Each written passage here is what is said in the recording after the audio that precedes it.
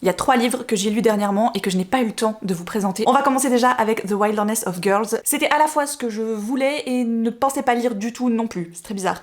On va rencontrer Rhiannon qui, lors d'un de ses stages avec son oncle qui est garde forestier, va tomber sur 4 jeunes filles. Elles ont l'air d'avoir vécu dans la forêt toute leur vie. Donc elle va les aider, elle va les emmener avec elle, et suite à ça, eh bien il va y avoir évidemment une succession d'événements. L'idée de base, le matériel était vraiment hyper intéressant, j'ai beaucoup aimé. Petite bémol pour moi vraiment très léger, c'est qu'à la toute fin, j'aurais adoré en avoir un tout petit peu plus. Mais en même temps, je comprends le choix de l'autrice de ne pas donner à ce point, parce que finalement ce n'est pas ça qui compte le plus. Elle a réussi à amener un côté assez doux à ces personnages qui sont entre elles, qui ont finalement une grande sororité, tout en ayant tout à coup ce côté très sauvage, très fort, hein, qui vient se mélanger à tout ça, et surtout c'est un petit peu deux mondes qui s'affrontent, et j'ai trouvé qu'elle gérait plutôt, pour un premier roman, très bien son sujet. Ensuite, on change de style avec The House Across the Lake de Riley Sager. Dans celui-ci, nous allons rencontrer une actrice, Casey, qui, pour effacer un petit peu un scandale, doit se faire oublier. Elle part vivre un moment dans la maison du lac, hein, qu'elle a depuis toujours dans sa famille.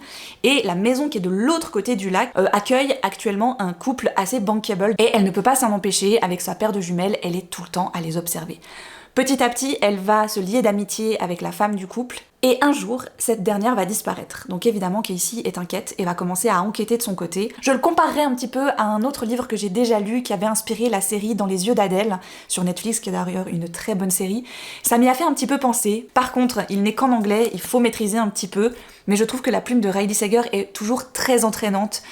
Ce qui fait qu'on se laisse très vite embarquer, et quand tu crois avoir compris le plot twist, en fait lui vient t'en rajouter une couche que tu n'avais absolument pas vu venir, donc à chaque fois c'est quand même une très bonne surprise. Et je termine avec Assistant to the Villain, que j'ai adoré beaucoup plus que ce que je pensais. J'avoue, j'y allais avec un petit peu un préjugé. Evie Sage a besoin d'un travail coûte que coûte, et elle va trouver le poste de l'assistante du vilain du coin. Voilà, oui, on est vraiment dans un truc un petit peu conte de fées, il y a le gentil roi et le méchant vilain. Et finalement, eh ben, elle va trouver ça beaucoup plus intéressant que prévu. Par contre, ce qui commence à être bizarre, c'est qu'il y a de plus en plus de failles dans le système du vilain. Avec Evie, ils vont essayer de découvrir ce qui se passe, et petit à petit, elle va peut-être devenir un peu de moins en moins gentille et un tout petit peu plus vilaine. J'ai été vraiment, mais alors sous le charme complet des 2 personnages principaux. C'est un slow burn, c'est-à-dire qu'il y a eu une petite attirance, mais qui va vraiment se mettre en place tout doucement, et c'est drôle, il y a beaucoup de moments humoristiques, il y a un côté aussi haletant avec l'intrigue évidemment qui est là, au cœur même de l'histoire. Vivement que je me procure le tome 2. Voilà pour ce petit récap qui aura terminé ma pioche de lecture estivale. Dans les commentaires, n'hésitez pas à me dire pour vous quelle a été votre meilleure lecture de l'été.